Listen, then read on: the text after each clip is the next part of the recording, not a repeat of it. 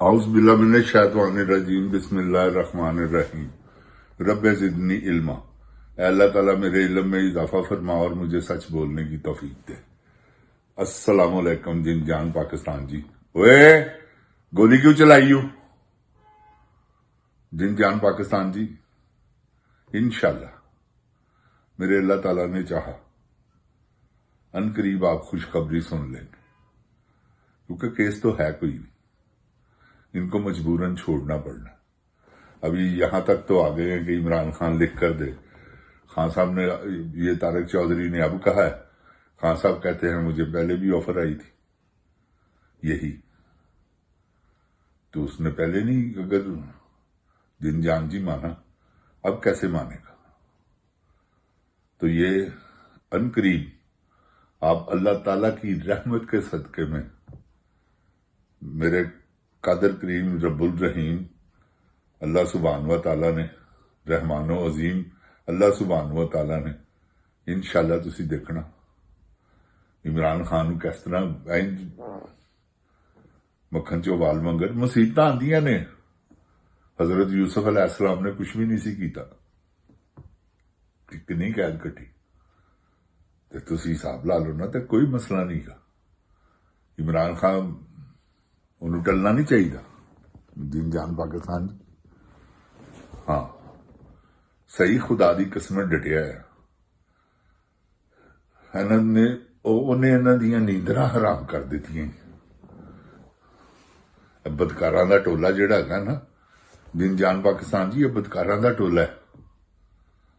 इन्हां च सारे शैतानी ने, एक भी रहमानी नहीं गा। इन्हां दियां औरतां तक सब अल्लाह ही अल्लाह है, अल्लाह माफ करे तौबा इस्तगफार, तो सब हिसाब किताब ही ने, झूठ दे फरेब दे, क्योंकि समझांदियां ही नहीं कि कोई बेशर्मा कोई शर्म कर। लोगों के बेगुनाह बच्चे मारी जा रहे हैं। आसम मुनीर दे क्या बच्चे नहीं गए, पुछते नहीं होने अब्बा जी, वो मीडिया देखते नहीं। ऐसे करके तो इन्होंने अगन लगी ही है कि वो सोशल मीडिया बंद कराइए किसी तरीके नाल, तो यह बंद नहीं होना। जिन जान पाकिस्तान जी जो मर्जी करते रहन, जिन्नियां मर्जी फॉल बाय रान, कुछ नहीं हो सकता। पाकिस्तान इंशाल्लाह इन्हां कोलों आजादी लैके हो, क्योंकि हुण तो जिन जान पाकिस्तान जी कोई ऐसी रखना है ही नहीं कि तुसी इन्हां कोलों अपनी आजादी खोवो। देखो किहड़े पासे जाते ने, इन्हां दी की जरूरत हैगी है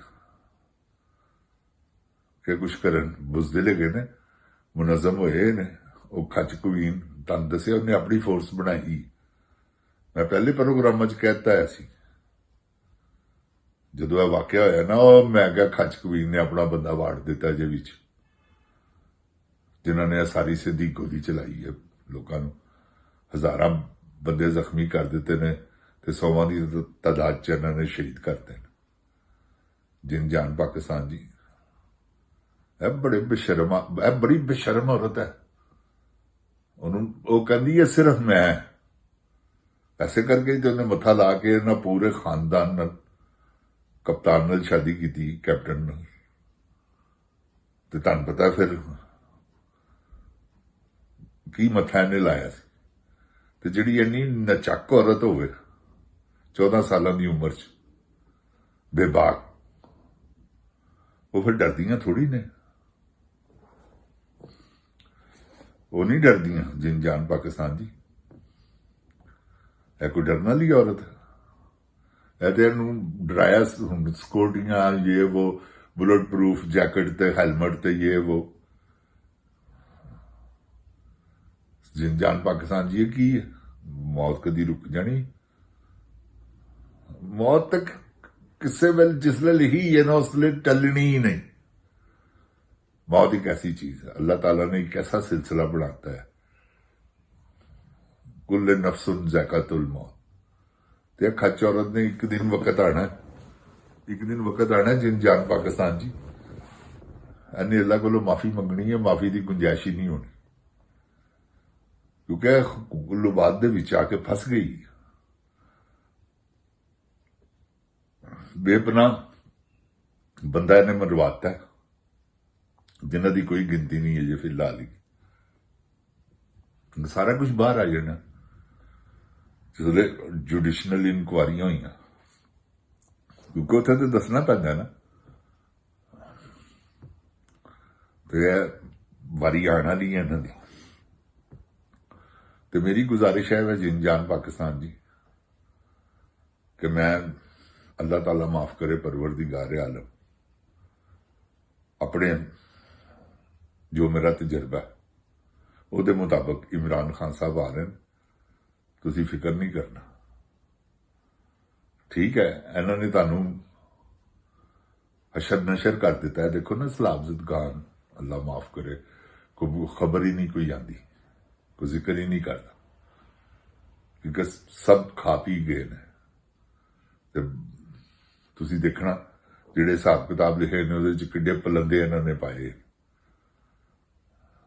और एक बच्ची है, उहदा क्लिप चलता है सोशल मीडिया ते, कसम अल्लाह दी दिल खिंच लैंदा कि मैं अपने अल्लाह ताला से कहूंगी, मैं कहना मैं तौबा इस्तगफार। ये आते थे खाना भी नहीं देते थे यार की एनी जिन्नी बची है, कोई तकरीबन ज्यादा से ज्यादा 10 साल दी होएगी, 9-10 साल दी। तो कह रही मैं अपने अल्लाह ताला को कहूंगी कि या अल्लाह इन्होंने तो खाना भी नहीं दिया, आते हैं और चले जाते हैं। जिन जान पाकिस्तान जी, अल्लाह ताला सखी का दर्जा बुलंद है, कुरान पाक पढ़ के देख लो। मैं देखो ना कि सखी का दर्जा किस तरह का बुलंद है।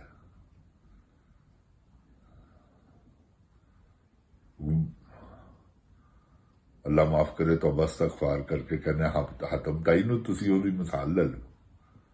चारे दरवाजे, 4 चफेरे दी एक दरवाजा, जिहड़ा मर्जी आवे ते खुले हर वेले।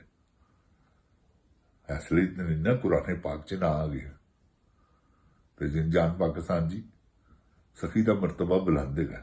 इन्होंने सलाबजद गाना ते जिहड़े जुल्म कीते ने ना, जिहड़े उन्हां दे नाल जिहड़ी टिकट बनाती रही है जाके, एवं डायरैक्शन दे रही है, उत्ते हैलीकॉप्टर च बैठी है ते थल्ले उहदे नाल गल कर रही है। यार एडी आवाज दोबारा डब की डबिंग हुई ओहदी, किस तरह हो सकता है कि उन्होंने तेरी आवाज जाती हो।